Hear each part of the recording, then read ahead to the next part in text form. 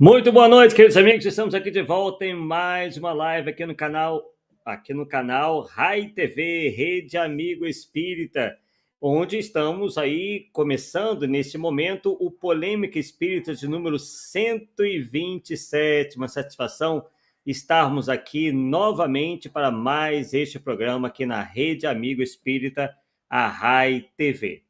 Bem, pessoal, por enquanto o Paulo Neto está em outro compromisso espírita, tá? E daqui a pouco ele estará aqui conosco, nos acompanhando aqui na bancada virtual do Polêmica Espírita de número 127, cujo título de hoje é O Plágio do Médium de Ramatiz. Mas antes disso, vamos ver quem aqui já se encontra conosco. Por enquanto, nós temos aqui a Fernanda Linhares, falando lá de Florianópolis, uma maravilha de cidade, né? Não sei se ainda está frio por lá, mas vamos lá. O pessoal daqui a pouco vai estar chegando para esse importante assunto. Bem, vamos lá. Pessoal, vocês sabem muito bem, né, que nós aqui no Polêmica Espírita já andamos fazendo vários programas sobre a questão do espírito Ramatiz. Em um desses programas, nós explicamos para vocês que nós consideramos o ramatizismo como o mais atual, digamos assim, ou mais recente, melhor dizendo, cisma do movimento espírita. O primeiro, sobre o qual também nós fizemos vários programas, seria e é o rustanismo, né? Aquele movimento que pretende, ou se pretende apoiador das ideias contidas na obra Os Quatro Evangelhos de J.B. Rustem, né?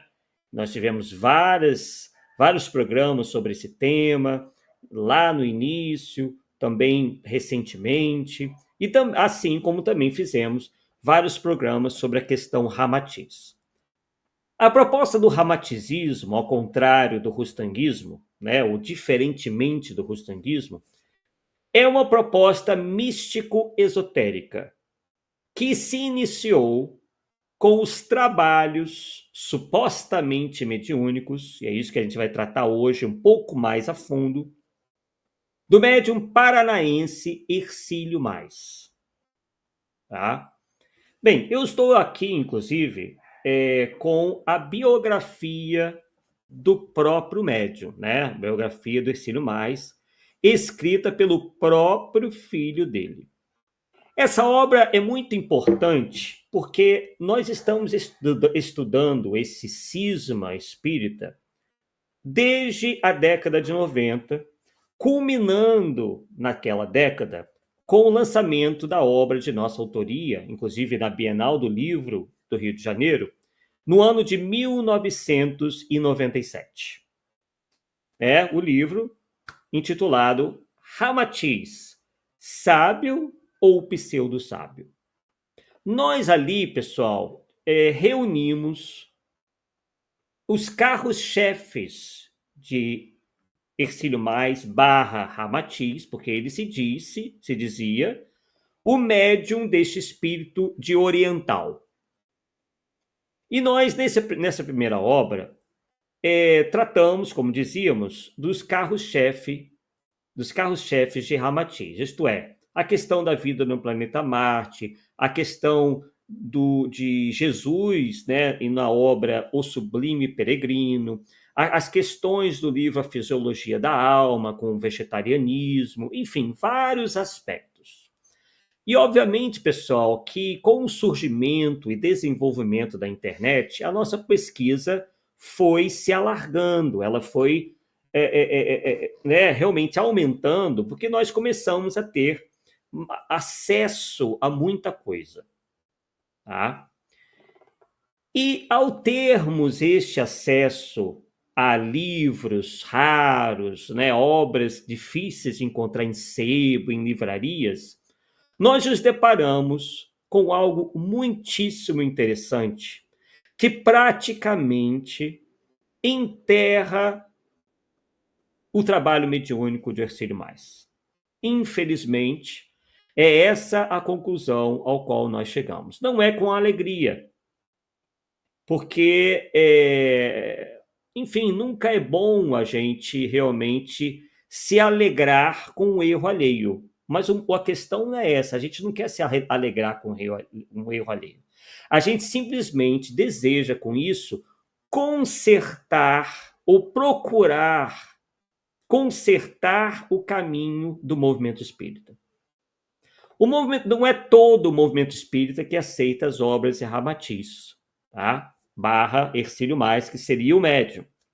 Existe um contingente ainda bastante grande de gente que verificou por si só, né, que realmente há muita, mas muita coisa estranha nesses livros, né, do Hercílio Mais, que começaram a ser publicados lá na década de 50, né, e foram até mais ou menos a década de 80, porque chegou um momento que o médium adoeceu e paralisou aí essas supostas comunicações mediúnicas com esse suposto espírito chamado Ramatiz.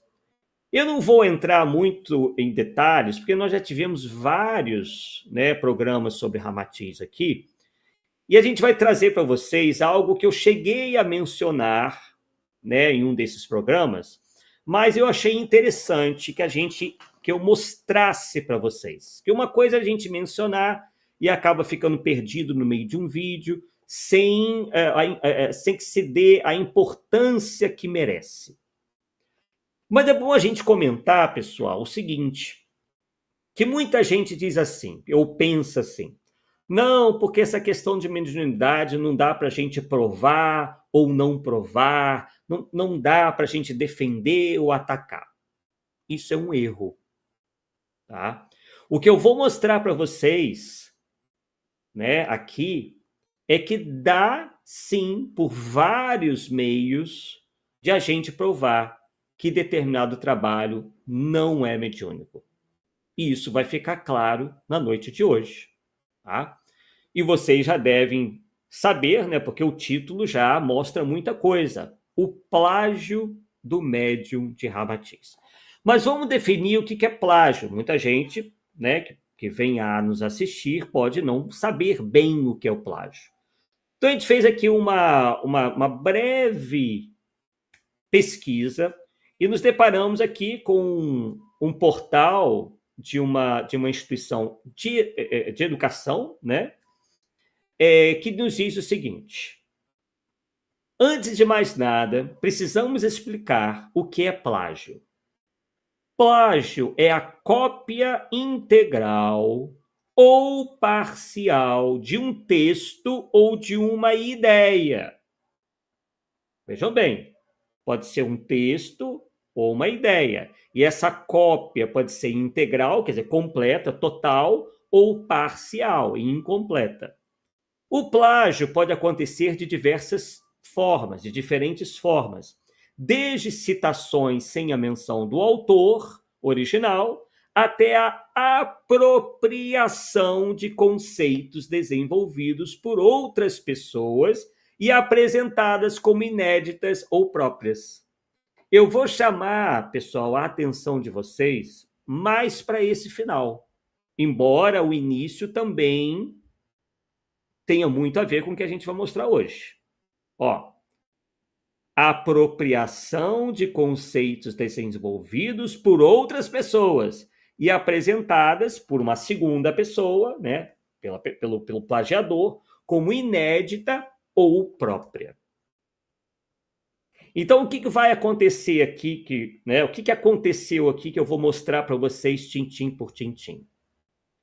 Houve a apropriação de conceitos, de ideias, de relatos de um outro autor ou de outros autores por parte do senhor Hercílio Mais.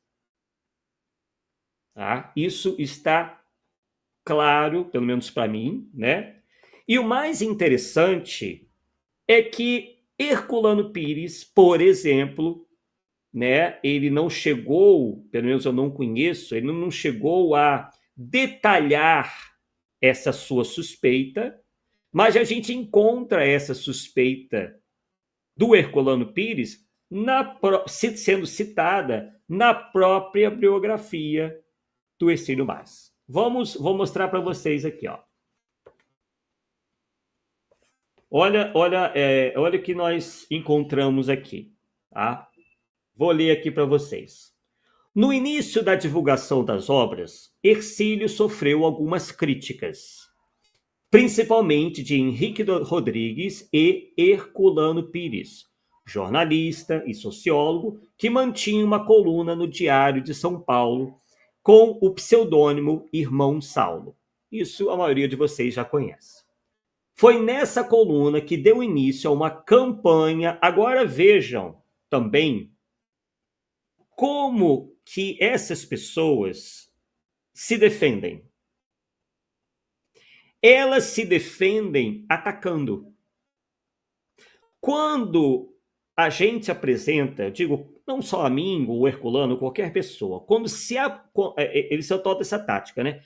Quando eles são colocados contra a parede, digamos assim, metaforicamente falando, quando lhes é apresentado alguma coisa que demonstra o erro,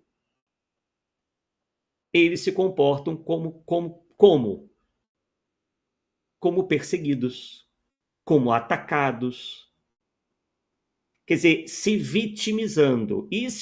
Esta é uma estratégia, né, que coloca as pessoas, né, explora nas pessoas essa tendência que todos nós temos de defender aquele ou aqueles que nós julgamos estarem sendo oprimidos. Tá?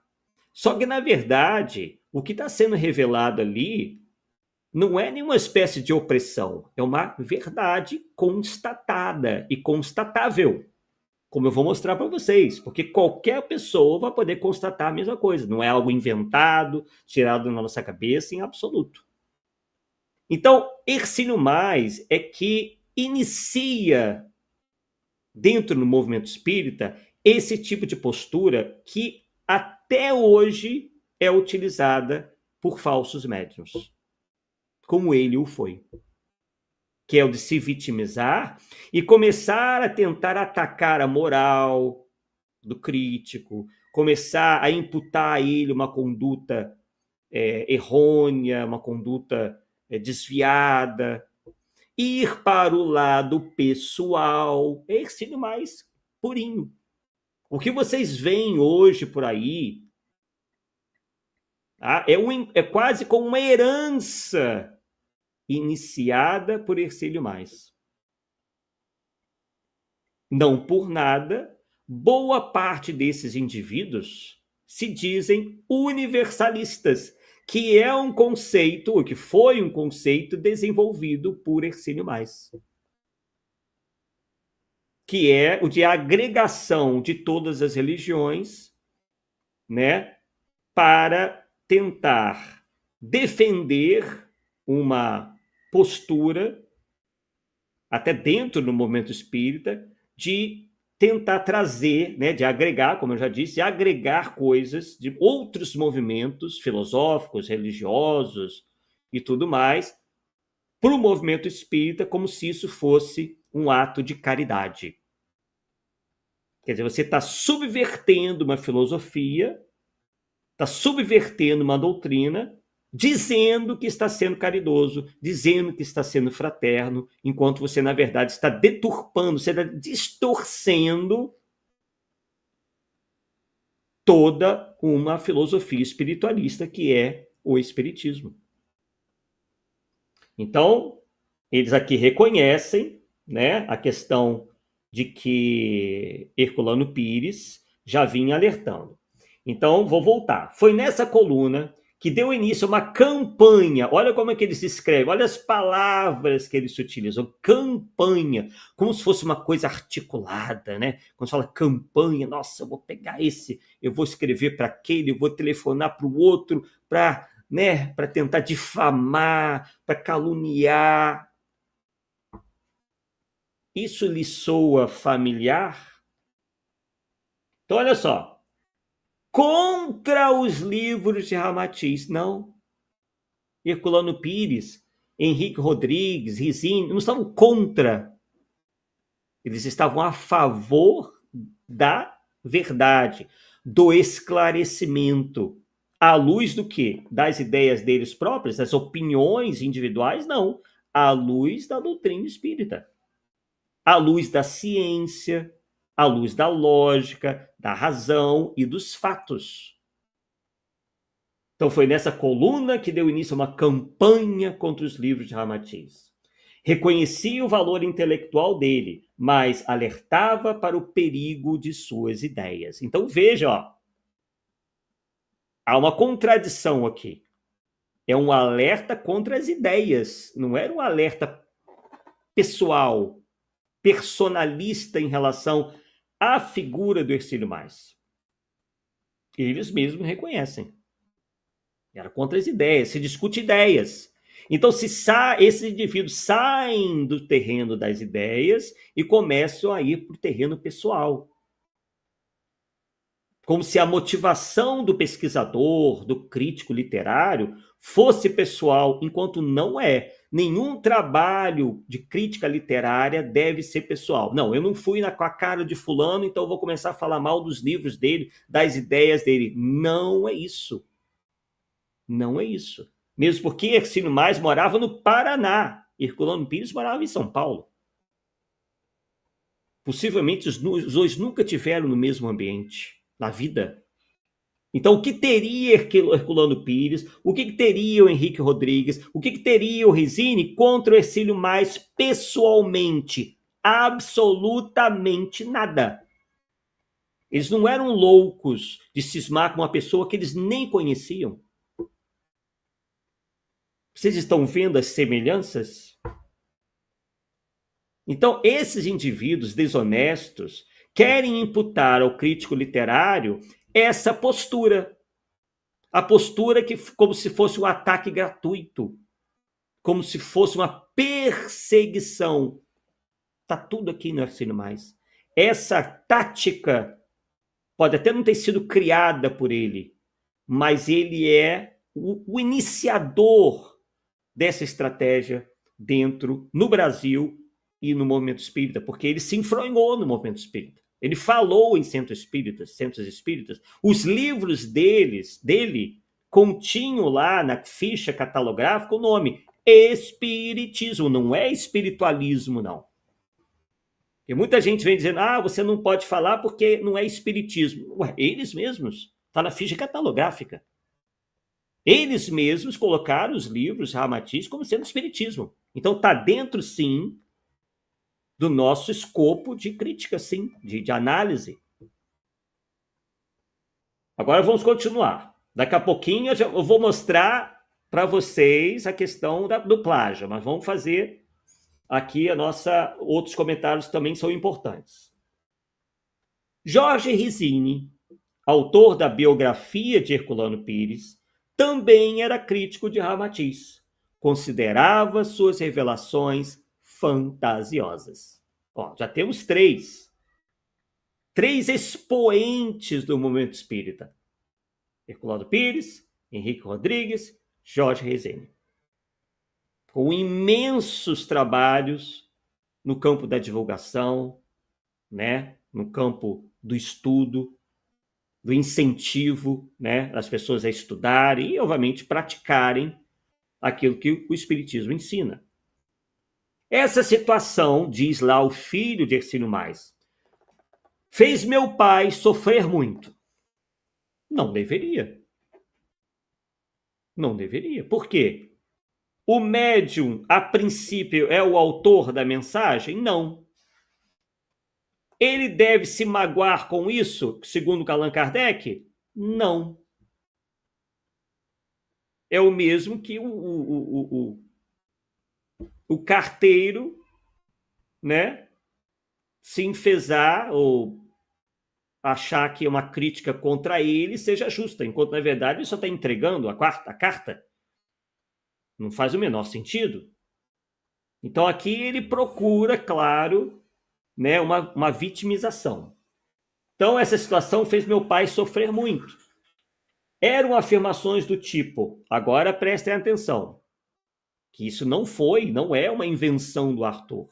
Já havia naquela época essa desconfiança de que Ramatiz, na verdade, jamais existiu. Olha lá.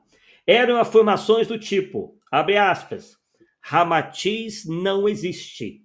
Isto é coisa tua. Fecha aspas. Olha lá. Infelizmente, talvez pelo excesso de trabalho, tantas questões, esses nossos confrades aqui não conseguiram comprovar, né, por A mais B. Não tinha internet, como o Arthur já encontrou, né, para facilitar o trabalho. Que levantavam dúvidas, prossegue aí o filho de Ercílio Mais, quanto às origens das mensagens, como se elas fossem frutos de uma mediunidade anímica. Aliás, pessoal, essa até é uma possibilidade. Porém, o que eu vou apresentar para vocês daqui a pouco prova por A mais B não só que Ercílio Mais não era médium, mas que não tinha nada de animismo ali. Não houve sequer um esforço.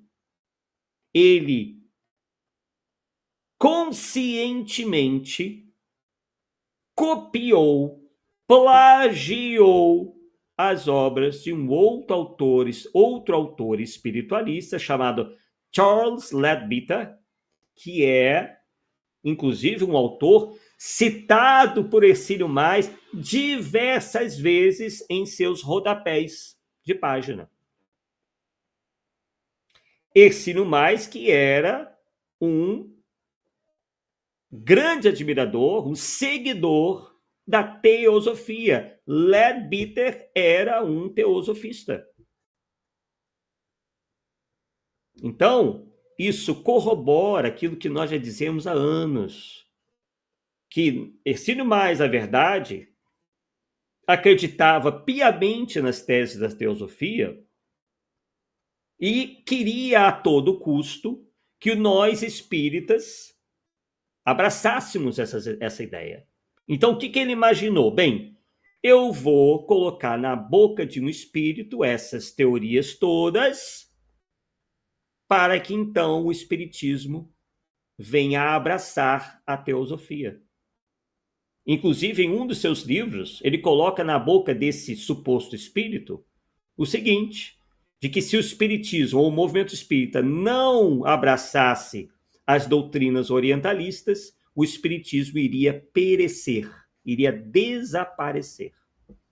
Para ele, as doutrinas orientalistas de 500, 1000, 2000, 3, 4 mil anos eram a última palavra. Ora, não faz o menor sentido. Como é que pode ser a última palavra, né? Como pode ser uma revelação, algo que foi escrito 2, 3 mil, 4 mil anos passados? Lá no hinduísmo, lá no brahmanismo, no ocultismo, sendo que Allan Kardec e os espíritos superiores filtraram tudo isso. Por que então não há esses traços de orientalismo na obra kardeciana? Por que não há esses ensinos do orientalismo na obra kardeciana? Né? Não faz o menor sentido. Então vamos lá, vamos continuar vendo isso daqui. O comandante Edgar Armon, que é outro sobre o qual nós já fizemos várias polêmicas espíritas, foi seu maior defensor, aquilo que eu já confirmei e afirmei várias vezes para vocês.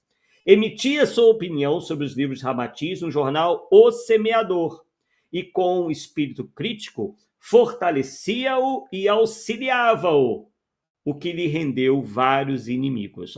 Inimigos. Não. O crítico literário, o crítico espírita, não é inimigo de ninguém. Ele é amigo da verdade.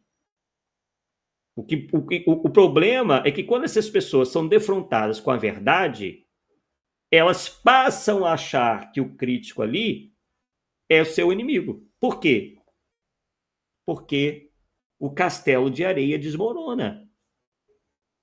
De certa forma, sim, eles ficam o quê? Descredibilizados. E aí, porque aí acaba a narrativa. Eu sou um médium, esses livros são revelações, eu sou escolhido, o ramaticismo é a última palavra. É isso que sempre foi dito. Igual o rustanismo. Nós somos a quarta revelação. Nós somos a revelação da revelação.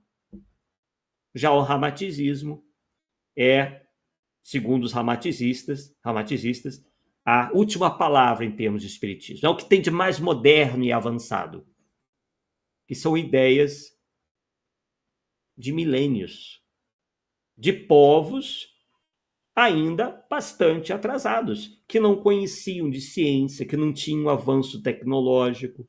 Podiam, claro, conhecer algumas leis de Deus, como a reencarnação, mas ainda repletos de fantasia. Na Índia, até hoje, se acha que uma alma de um animal possa encarnar no corpo de um ser humano. Temos aqui de volta o nosso querido Paulo Neto. Boa noite, Paulo Neto. Boa noite a todos. Estava lá fazendo uma live com Rebouça, lá com a mudança do coisa que zebrou, encasalou 2 dias. Mas assim já terminou, vamos voltar aqui. O Cláudio estava lá também. Já tínhamos avisado o nosso público que você estava no outro compromisso espírita, que a qualquer momento você poderia estar aqui conosco aqui. Maravilha. Então, dando prosseguimento, né? Aquilo que nós estamos lendo ainda na própria biografia de Hercílio Mas. Então, vamos lá. Então, nesse trecho que eu acabei de ler para vocês, ele está falando de Edgar Armand. A Federação Espírita de São Paulo chegou a nomear uma comissão de doutrina para que fizesse um estudo sobre o Sublime Peregrino, suspendendo a venda da obra em suas livrarias, abre aspas, por conter erros prejudiciais à doutrina espírita. Então, nós já citamos 3 expoentes do espiritismo e ainda houve a comissão da Federação Espírita do Estado de São Paulo para que se proibisse a circulação do livro no Brasil? Não, apenas naquela instituição. As instituições têm toda a autonomia para vender ou não vender determinadas obras. Não há nada de errado nisso, não há nenhuma censura, não há nada disso. Simplesmente ela não pode vender na livraria obras que atentam contra aquilo que eles ensinam, que no caso é o espiritismo.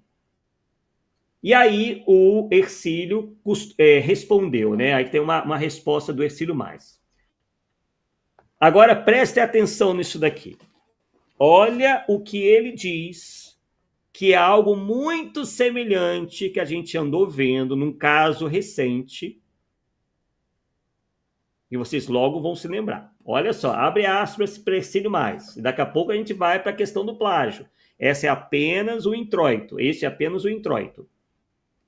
Mesmo que Ramatiz não existisse, mesmo supondo-se a tese de Herculano Pires, porque Herculano Pires falava, isso é coisa da tua cabeça, nós acabamos de ler.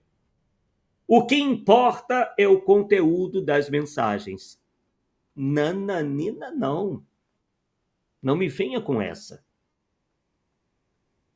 Se alguém se diz médium e diz psicografar coisas que não são de espírito, e ele atribui um espírito, há aí um problema seríssimo de ética. Então, é o que a gente continua vendo por aí. Ah, mas não importa se o médium está inventando. O que importa é que consolou. O que importa é que consola. Gente, mas que código ético é esse que esse pessoal segue? E é por isso que nós dissemos, minutos antes do Paulo entrar, que Ercílio Mais que começa com essas histórias, começa com essas desculpas, com esses sofismas, com essas vitimizações, com essas explicações torcidas. Ele inaugurou a falta de ética dentro do movimento espírita. Ele prossegue. São sensatas, amorosas, lógicas e convertem ao bem? Que importa que fossem apenas inspiração minha? Olha, isso é para justamente justificar caso Herculano Pires em algum momento provasse que ali era coisa da cabeça dele. Ou, quem sabe, copiadas, como a gente vai ver na noite de hoje. Eu também sou um espírito. Ué, tá, todos nós somos espíritos, mas não temos o direito de nos fazer passar por outro espírito. Está muito claro isso. Herculano usa de argumento ingênuo, diz lá o Ercílio Mais, pois o maior mestre que tivemos até hoje, sempre apelando para Jesus, né? Não era desencarnado, mas encarnado, Jesus Cristo. Olha a comparação, essa é outra tática, vocês devem estar vendo direitinho, uma série de figuras por aí, com o mesmo argumento, ele sempre vem apelando para coisas nada a ver, dando como exemplo Jesus de Nazaré. Vamos supor que na Terra existisse um médium chamado Ramatiz, e o seu guia um tal de Ercílio Mais, ditando as mensagens que nós estamos estudando. Qual seria a diferença? Só que eles mesmos colocam esse espírito, suposto espírito, como sendo de uma alta envergadura espiritual. Então, quer dizer, é a tal da carteirada. Você não coloca como um espírito qualquer, você coloca já como um espírito. Eles costumam até dizer que Ramatiz nem precisa mais reencarnar na Terra. Ele já teria até reencarnado em Marte, outro planeta que eles consideram superior. Qual seria a diferença? O nome apenas? Veja como, né, novamente torcendo aí. Eu, por exemplo, aqui em Curitiba, conheci elevadíssimas mensagens do espírito chamado Irmão do Espaço, e que sejam dele ou do médium, elas me causaram estranha emoção e renovação espiritual. Pessoal, é claro que na doutrina espírita a gente realmente fala, o que importa é o conteúdo. Mas não de alguém que se faz passar por outrem, que se faz passar ou por um encarnado ou por um desencarnado. Isso não está certo de maneira nenhuma, eu acho que nem preciso explicar muita coisa, né? Então, veja que o Ercílio Mais já, então, tentava se proteger porque ele viu que Herculano Pires estava no caminho certo, que o Herculano Pires sacou, né? Sacou que aquilo não era proveniente do mundo espiritual. Paulo, algum comentário você deixa fazer antes de a gente apresentar aqui o plágio? A questão é ética mesmo. Como é que você vai estar dentro da casa espírita fazendo algo antiético que um dia pode descobrir, coloca você em situação desconfortável, e a própria casa espírita e o espiritismo? Porque você fazer algo em seu nome, você pode fazer o que você quiser.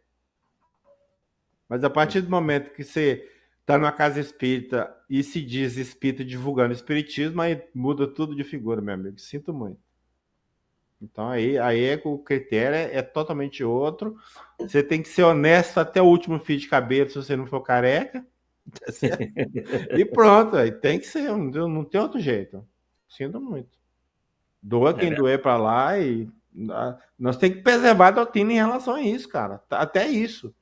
Quando a gente vai citar os problemas que existem, para igual citar plágio, em vez das pessoas condenarem a atitude de quem cometeu a falta, vai condenar a gente quem está sendo antifraterno, anticaridoso. Aí ele vem com esse papo, né? Agora, antifraterno e anticaridoso. Enganar não é antifraterno e anticaridoso. Pois é que tá, né? Né? O Theo Vicosa, eu coloquei aqui na tela, né, para a gente poder ler e comentar, ele diz, dizer que uma fraude mediúnica é válida, contando que console, é o mesmo que defender o ditado de que os fins justificam os meios. Isso não é apenas antiético, mas também imoral. Concordamos plenamente, né? E aí aproveitamos para dar boa noite ao pessoal que foi se achegando aí aos poucos, né? A própria Shirley. Quem está conosco também aqui é o Fabrício Magalhães, falsos cristos e falsos profetas, exatamente. Né? Ele que fala lá da cidade do Ercílio Mais, né?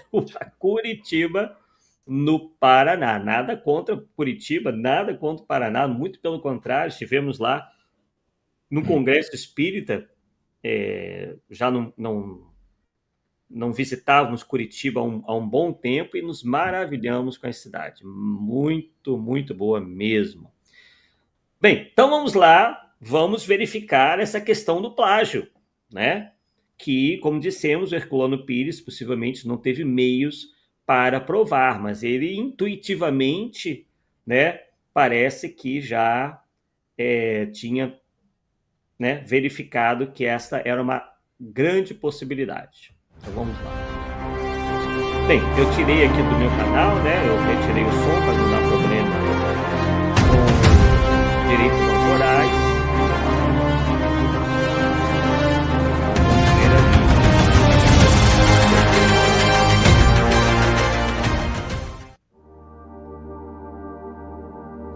Ó, ali nesse momento, ver se eu consigo parar aqui, eu acho que eu consegui. Eu digo o seguinte, ó, nossos comentários. Este é um dos carros-chefes de Ramatiz, isto é, o livro A Vida no Planeta Marte, tá? Que inicialmente foi publicado como o A Vida no Planeta Marte e os Discos Voadores, mas depois, em edições posteriores, eles decidiram colocar só o A Vida no Planeta Marte. Então, este livro, né, um dos carros-chefes de Ramatiz, em que verificamos... Opa! Já que eu não estou conseguindo parar isso aqui, peraí. Um momentinho só.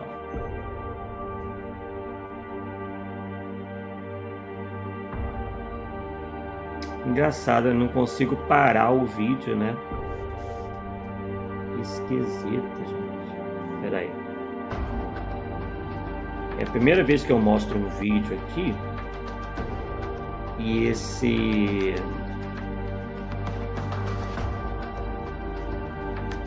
Vou ver se eu consigo, né?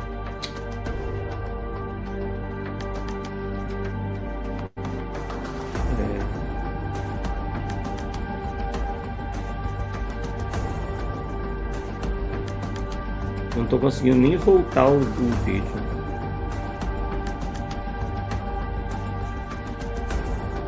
Pera aí, pessoal. Vamos ver o que eu consigo aqui. Ah, eu acho que... Peraí, acho que eu tô conseguindo. Que doideira, né? Você mostra um vídeo e não consegue parar ele, né? É que no StreamYard, que é o que a gente utiliza, isso é plenamente possível. Então vou fazer o seguinte, ó. Eu vou ter que retirar e colocar de novo. Um momentinho só, pessoal. Esse Wave aí, ele é meio problemático.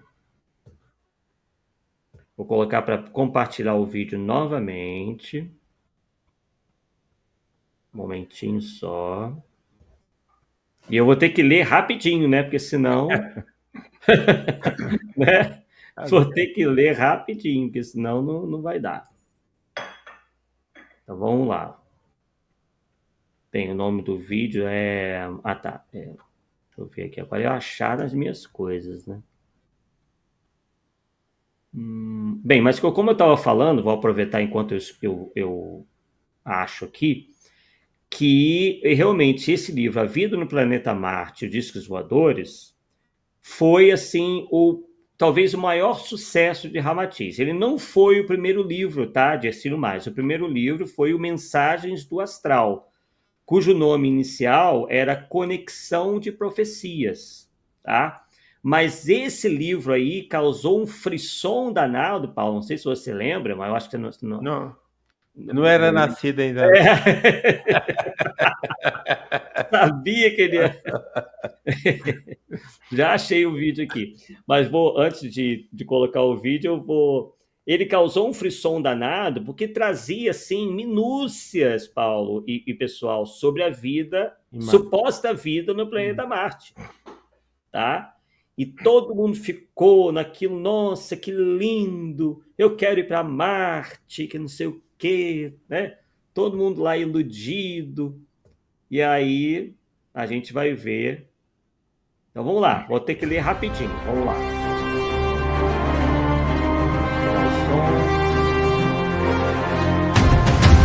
Eu não consegui nem adiantar o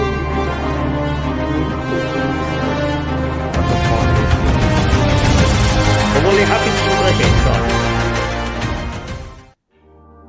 Esse é um dos carros-chefes de Ramatiz em que verificamos enorme semelhança com obras teosóficas. Mais uma vez, a suposta dupla Ercílio e Ramatiz expõe uma posição teosófica e a apresenta como uma verdade espírita ou científica. Ercílio barra Ramatiz retira das obras do teósofo Leadbeater o conteúdo para seus escritos psicodatilografados e, o que é pior, apresentando-as como suas e confundindo o meio espírita, principalmente os que não aprofundaram conhecimentos na codificação. A descrição... Opa, peraí. Vou colocar aqui novamente. Ah, tá, já pulou. Mas vamos lá. Então nós estamos mostrando ali, pessoal, os trechos. Infelizmente não vai dar para ler, né? Porque não dá para parar o vídeo. Mas os que está em vermelho, os trechos que estão em vermelho, demonstram as mesmas ideias, assim, com muito poucas diferenças, o que constitui-se indício muito claro de plágio, tá? Então, do lado esquerdo, o livro A Vida Interna, do Leadbeater, escrito em 1911, e o livro A Vida no Planeta Marte dos Voadores, de 1955, tá? Então, vemos ali que as informações são exatamente as mesmas, tá? E Ercílio Mais já se dizia ávido leitor de Leadbeater, considerando como também um sensitivo que teria tido a possibilidade de ir até Marte. Aí temos ali, tal qual lemos na obra de Leadbeater, Ercílio Mais afirma que os marcianos apreciam as flores que existiriam em grande variedade no planeta. As cidades seriam planejadas nos moldes de um jardim. Suas casas, estruturadas em módulos padronizados, seriam cercadas de canteiros floridos e possuiriam paredes transparentes e coloridas, feitas de material semelhante ao vidro, que permitiriam a visão das flores no exterior, embora do lado de fora não se possa ver o que acontece dentro, né? Infelizmente dá para ler ali que está tapando, né? Vamos ver se eu consigo. Ah, tá. Foi. Olha, mais um trecho, tá? Que fala ali da altura dos marcianos, tudo igualzinho, tá? Então não é universalidade do ensino dos espíritos, não, pessoal. Isso é cópia, isso é plágio, tá? Não são dois espíritos falando a mesma coisa, mesmo porque o Leadbeater não era espírito, era encarnado. Não era espírito desencarnado, era encarnado, tá? Então não tem essa história aí de que estaria havendo a concordância universal, tá? Isso não se confirma neste caso, tá? Ali está falando dos olhos, a cor dos olhos, que os marcianos eram louros e morenos, né? A altura mais ou menos 1,5 m, 1,60 m de altura, né? Claro, eles não teriam todos uma mesma altura, né? Mas seriam assim, mais ou menos nessa faixa de 1,50 m de altura, um pouquinho para mais, um pouquinho para menos, tá? Então é isso que está demonstrando ali. Mais um trecho. Ercílio Mais, Ramatiz, simplesmente repete as informações de Leadbeater na obra Vida no Planeta Marte dos Discos Voadores. Afirmam que a aparência dos marcianos não seria muito diferente da nossa, a não ser pela estatura. Os mais altos chegariam a 1,65 m de altura e teriam a caixa torácica muito desenvolvida. Toda a população marciana seria constituída de uma só raça, sem grandes diferenças aparentes, exceto, como entre nós, o fato de alguns serem louros e outros morenos. Alguns possuiriam a pele amarelada e os cabelos negros. A maioria, porém, teria cabelos louros e olhos de tonalidade azul ou violeta. Suas roupas seriam coloridas e brilhantes, etc, etc. E ali, ó, né? Em questão da língua, né? No Leadbeater diz, tem um único idioma, simplificado ao máximo. E Ercílio fala a mesma coisa. Fala um idioma cujas palavras ou vocábulos exprimem muitas ideias, quer dizer, era simplificado. Mais uma única língua seria falada em todo o planeta. Então é uma informação que ele retira do livro de Leadbeater. E ali mais trechos, né? Iguaizinhos. Vermelho com vermelho, azul com azul, verde com verde, preto com preto. Claro que o plágio, pessoal, a pessoa não vai, como eu já disse para vocês, ele não vai ser uma cópia idêntica. Pode ser uma cópia parcial, mas as ideias estão todas lá, tá? E agora parou aqui o negócio? Não foi adiante aqui, deixa eu ver aqui. Saiu sozinho, olha que loucura, né? Então tá ali, ó. Aí tá falando dos móveis lá, né, dos aparelhos, fala de uma espécie de caixa parecida com um telefone, quer dizer, o Marte estaria 500 anos acima da gente, mas nem celular tinha, era uma caixa parecida com um telefone. Ele diz que os marcianos estão há 500 anos, 1000 anos à nossa frente, mas não tem nada tecnologicamente superior, né? E ali, novamente, mais trecho falando sobre a superfície aquática de Marte, né? Que há muito menos superfície aquática do que a terrestre. E quanto às áreas desertas, existem algumas. Ali, repetindo o que diz Leadbeater, existem grandes regiões desérticas. Vamos lá. Só saiu aquela hora, sabe-se lá por quê? Porque eu não mexi em nada aqui. Vamos lá. Passando o vídeo. Aí vocês vão dando uma lida, né? É bom que vocês já leem aí. Não vou me arriscar porque eu acho que não vai dar tempo. Fala que tem canais, tem vegetação em Marte. Ele chega a prever que os astrônomos iriam confirmar essas informações dali a alguns anos. E ali mais um trecho. Ó. Nas partes habitadas do planeta, o clima é ameno. A temperatura durante o dia é habitualmente de uns 21 graus em Marte. Não é verdade, tá? Isso é repetido depois de Ercílio Mais, dizendo que a temperatura em Marte é agradabilíssima, né? Que chove raramente, né? Confirmando, né, entre aspas, ou copiando o que diz Leadbeater. Enquanto a gente sabe hoje, pelas sondas não tripuladas, que essa temperatura agradável aí, para nós, né, não existe em Marte, tá? Inclusive, existe variação de temperatura. Por exemplo, se você fica de pé no solo marciano, a temperatura no seu pé é uma, na sua cabeça é outra completamente diferente. Uma loucura. Nos céus de Marte quase nunca haveria nuvens, né, segundo a ciência, etc. Bem, eu acho que cortou ali. Enfim, pessoal, aqui o vídeo não foi todo. De qualquer forma, esse vídeo está lá no meu canal. Tá? Vocês podem descobrir esse vídeo pesquisando, tá? Coloca um Ercílio Mais, alguma coisa assim, tá? Vou passar aí de novo, que é rapidinho mesmo, né? Então, neste caso aqui, o Ercílio Mais copia do livro A Vida Interior, tá? Aí você pode perguntar, existem outros momentos onde se encontra Ercílio Mais falando a mesma coisa? Sim, por exemplo, o livro Fisiologia da Alma. Ele também vai buscar isso em outras obras, tá? Do próprio Leadbeater, que era um vegetariano, né? Defensor do vegetarianismo. Obras teosóficas, né? Principalmente no livro Mensagens do Astral, e também, como eu já passei para vocês em outras oportunidades, sobre essa questão de astro intruso. Isso a gente já falou em outros programas. Ele copia ipsis litteris, né, do sensitivo americano Edgar Cayce, tá?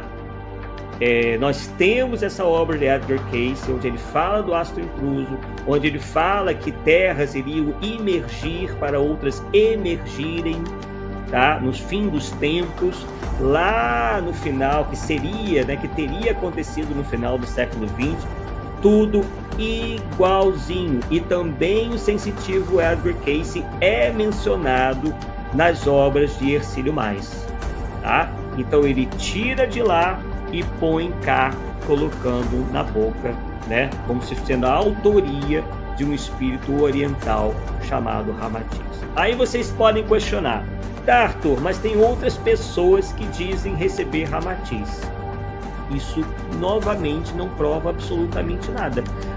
Da mesma maneira que o Hercílio Mais dizia receber um espírito, quem me garante que essas outras pessoas, que inclusive se afinizam com o próprio Hercílio Mais, não estariam fazendo a mesma coisa? Ainda mais sabendo que quando tem a assinatura Ramatiz, os livros vendem bastante. Porque ainda, embora tenha diminuído bastante, graças a Deus, ainda há muitas pessoas que simpatizam com esse tipo de literatura fantasiosa e sem comprometimento nenhum com a verdade.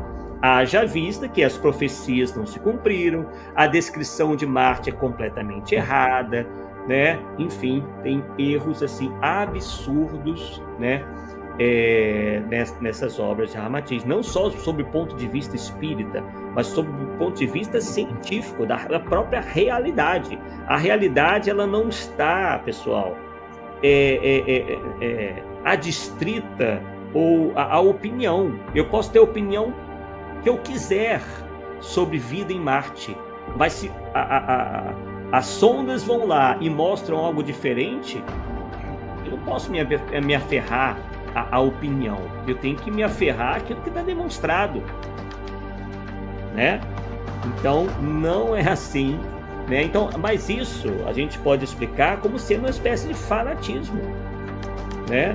Onde a pessoa bate o pé, ela vai contra a realidade dos fatos para defender uma ideia, ou defender um médium, ou defender um espírito. É justamente isso que a gente, entre aspas, ataca aqui. A gente não ataca pessoas, a gente ataca essas ideias, né?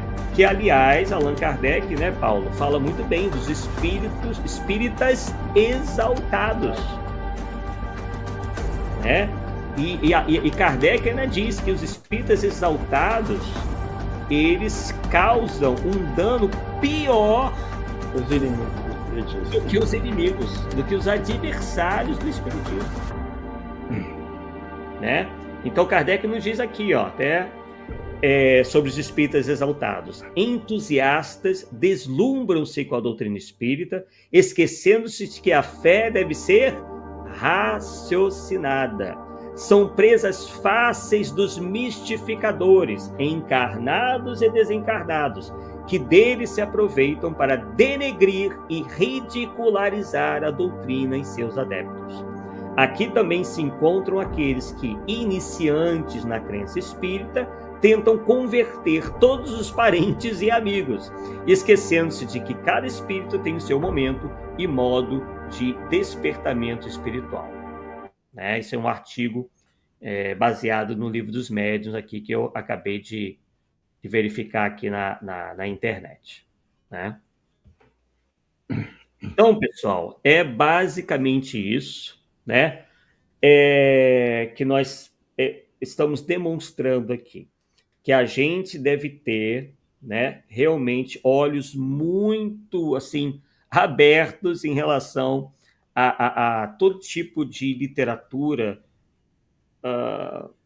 mesmo de encarnados ou supostamente desencarnados, porque, enfim, enquanto tem muita gente boa, a gente sabe que tem muita gente honesta, médiuns autênticos, gente séria, a gente, infelizmente, como em todas as áreas, vai encontrar pessoas, né, em oposição a tudo isso.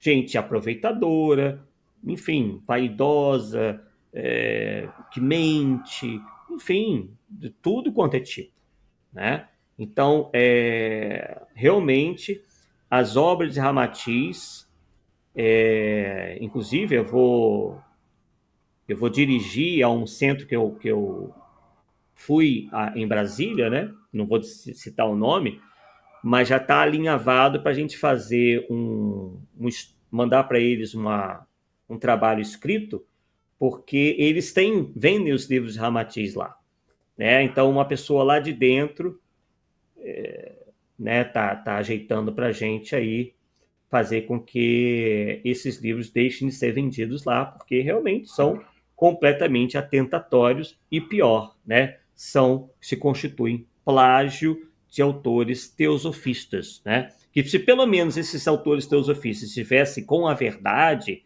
né? Opa, beleza, vamos aproveitar. Não estamos aqui tendo nenhum preconceito com ninguém. O problema é que são descrições fantasiosas, como vocês puderam ver aí. Paulo, seus comentários.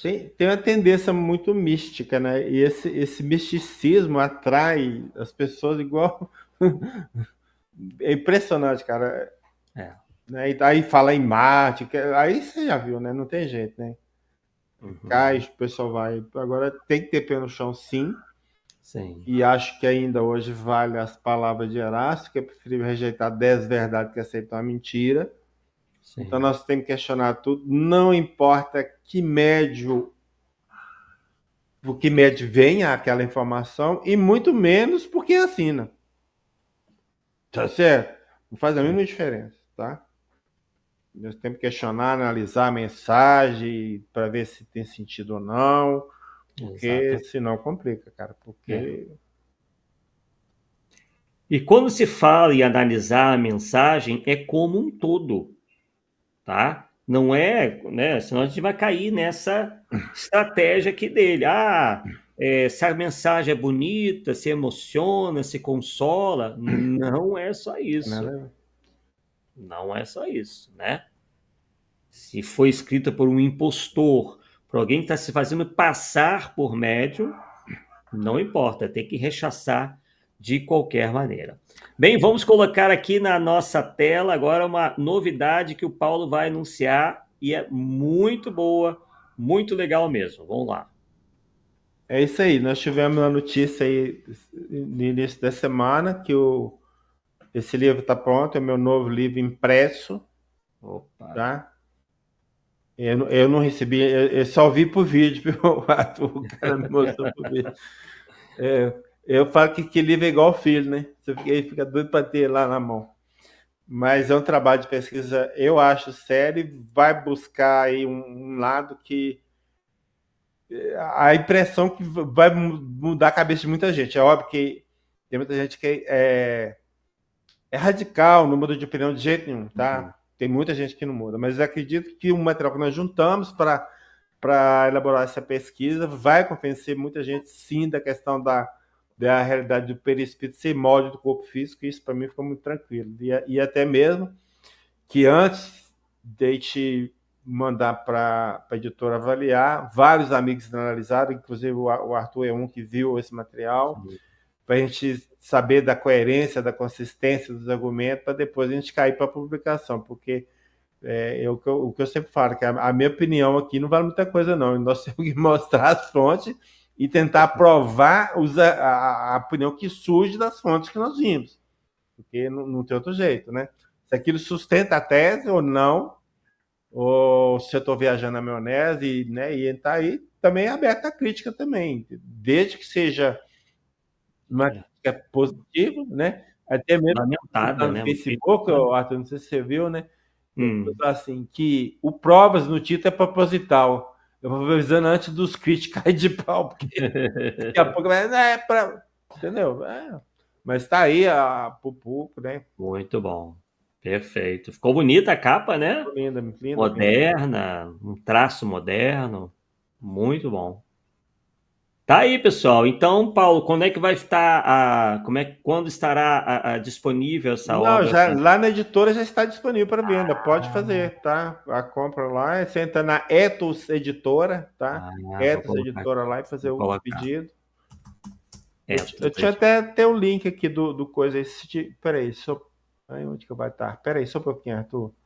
Sim, sim. Cadê? Aí. Deixa eu ver. Eu vou pôr o link aqui nesse. Ótimo. Passa aí no privado? Sim, sim. Aí, ó. O link tá aí. Vou colocar aqui. Copiar. Ele já vai direto no livro. Isso. Vou colocar aqui para o pessoal visualizar. E quem for lendo o livro aí, quiser me retornar com opinião, comentar, sugestões, estamos abertos, né? Com certeza. Ou observação que o que eu falei ou o que eu apresentei não está legal, estamos aí, né? Para isso mesmo. É aprimorar o material na medida do possível. Perfeito, perfeito. Quer adiantar para o pessoal o valor? Que o pessoal sempre, obviamente, primeira coisa aqui, essa coisa mais é pela editora, que não coisa aqui, mas tá R$46. Tá bom. 46. Tá ótimo. Não compra nenhuma pizza com esse valor aí.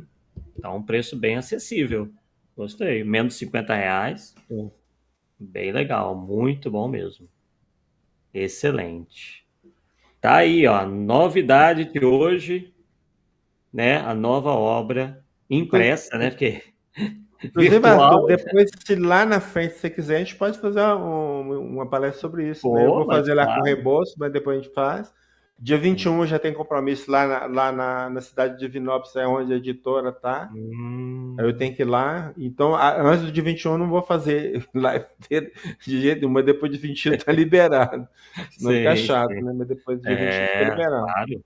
Perfeito, com certeza. Excelente. Bem, pessoal, então hoje, né, fomos aí direto ao ponto, objetivos, 1 horinha aí para o pessoal não se assustar, né, e vai novamente, né, para encerrar o meu aconselhamento de quem estuda essa questão Ramatiz há tantos anos, né, que realmente, né, lamento dizer, não é uma literatura confiável sob nenhum ponto de vista. Arthur, mas você não encontra lá nenhuma resposta? Só que o critério espírita é o seguinte: é preferível rejeitar 10 verdades até que citar uma só mentira. Você vai estar lá consumindo uma outra verdade e colocando para dentro da sua mente uma série de coisas completamente fantasiosas, criando uma série de, né, de falsas compreensões por causa de uma ou outra coisa, né? E o Hercílio Mais, pessoal, ele era escritor. O Hercílio Mais ganhou vários prêmios literários, o que também explica por que os livros são bem escritos na sua parte, da sua forma.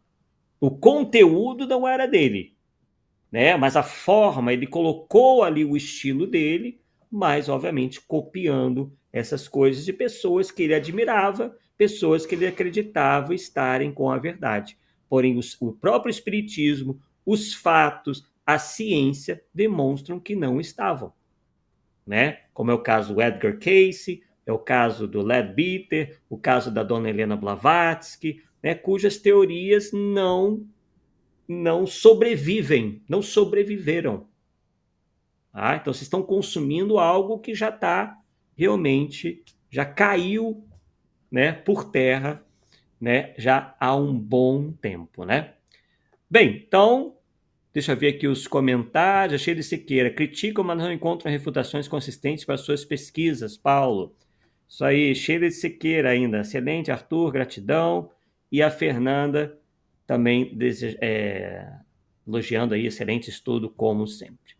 Bem, pessoal, então chegamos ao final do nosso Polêmica Espírita, número 127. Não tivemos na quarta-feira passada, em função da minha viagem a Brasília, né? Mas daqui a 2 quartas-feiras estaremos de volta em mais um Polêmica Espírita. Um forte abraço a todos e até o próximo programa, pessoal.